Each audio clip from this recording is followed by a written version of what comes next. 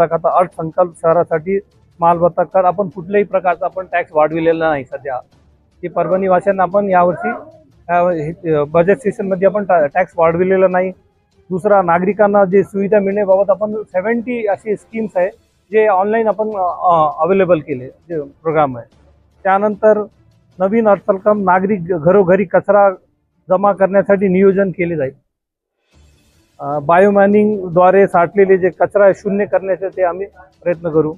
शासन मंजूर केलेले भूमिगत गटार योजना ते आता फ्लोटमध्ये ते टेंडर ऑनगोईंग मध्ये आहे आणि आम्हाला अपेक्षा आहे की लवकरात लवकर ते चालू होईल. आणि पाचवा जे म्हणजे सट्टा जे आहे 21.98 कोटी रुपये समांतर पाणी पुरवठ्यासाठी आपण दिलेला आहे. शहरवासीकरता केंद्र सरकारच्या सहाय्यातून पीएमई योजनेमधून आपण सिटी बस चालू केलेली करण्याचा प्रयत्न करत आहे. ते होणार आहे. आणि 8वा आणि शेवटचा जे गुंठेवारी नियमित करण्याकरिता आम्ही ते पण चालू करणार. अजून काय आपले बोलायचे तर बोला. ह्या विषय आम्ही पुढच्या GB मध्ये घेतलाय. व्यवस्थित ह्याच्यावर विचार विमर्श करून आम्ही नंतर ह्याच्यावर कोणतेही ठाम निर्णय घेऊ.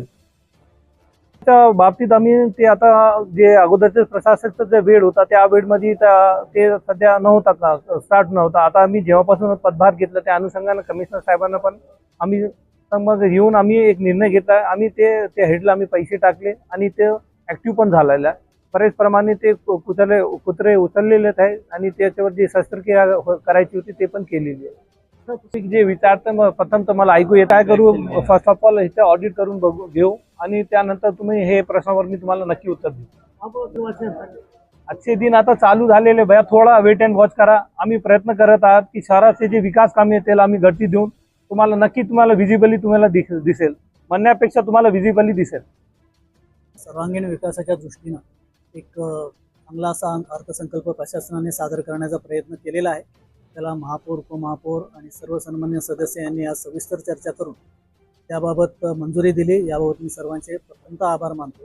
त्याच्यामध्ये प्रामुख्याने मी सांगू शकेन की आपल्याकडे ई बसेसची जी व्यवस्था आहे त्याच्या संदर्भात आपण केलेलं आहे. घनकचरा व्यवस्थापनासाठी काम केलेलं आहे, पाणी पुरवठ्यासाठी केलेलं आहे आणि परभणी शहर सारख्या मोठ्या शहरामध्ये आजपर्यंत अंडरग्राऊंड ड्रेनेज सिस्टीम जी नव्हती त्याच्यासाठी पण आपण तरतूद करून ते काम पण भविष्यात होईल या दृष्टीने आपण याच्यामध्ये हे केलेलं आहे. आणि प्रत्येक हेडमध्ये आपण तरतूद करून भविष्यात हेडच्या बाबतीत कुठलाही अर्थसंकल्पीय अडचण येणार नाही या दृष्टीने एक सर्वांगीण विकासाचा अर्थसंकल्प सादर करण्याचा प्रयत्न प्रशासनाने केलेला आहे.